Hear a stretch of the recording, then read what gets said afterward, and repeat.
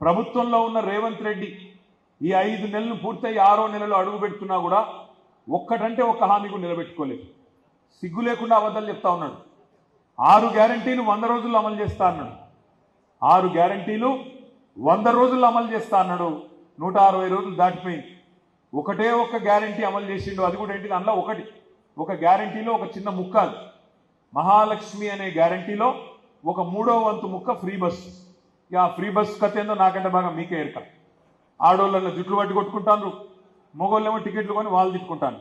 అట్లాంటిది ఆ ఫ్రీ బస్సులో అట్లా నడుస్తాను. ఇంకొక హామీ అని అమలైందా? దయచేసి మీరు ఆలోచన చేయండి. ఇక్కడ కూర్చున్న వాళ్ళలో నాకు తెలిసి 99% మంది రైతు బిడ్డలే అయి ఉంటారు. అంతేనా? రైతు బిడ్డలు మీరు ఆలోచన చేయాలి. ఏ ప్రభుత్వం అయితే 100 రోజుల్లో కాదు, వచ్చిన మొదటి రోజే రుణమాఫీ చేస్తా, 2 లక్షల రుణమాఫీ చేస్తా అని చెప్పి మాట తప్పిందో ఆ ప్రభుత్వాన్ని శిక్షించాలా వద్దా మీరే ఆలోచన చేయాలి. కేసీఆర్ ఉన్నప్పుడు 10,000 ఇస్తుండు, నేను వస్తే 15,000 ఇస్తా. కేసీఆర్ రైతు బంధు అంటుండు, నేను రైతుకు భరోసానైతా అని మాట చెప్పినోడు మరి నాట్లేసినాడు రైతు బంధు ఇయ్యలే, కానీ ఓట్లేసే వరకు రైతు బంధు చేసే ప్రయత్నం చేసింది. రైతు భరోసా దిక్కే లేదు. రైతు భరోసా అంటే ఏంది? 10,000 కాదు 15,000 ఇవ్వాలి. కానీ ఆ 10,000 చితందుకే ఆపసోపాలు పడి 4.5 నెలలు 5 నెలలు గుంజి ఆఖరికి మొన్న ఎలక్షన్ల ముందు వేసినామా అంటే వేసినాం అనిపించి చివరికి ఇవాళ రైతుల కళ్ళల్లో మట్టి కొట్టింది రేవంత్ రెడ్డి ప్రభుత్వం.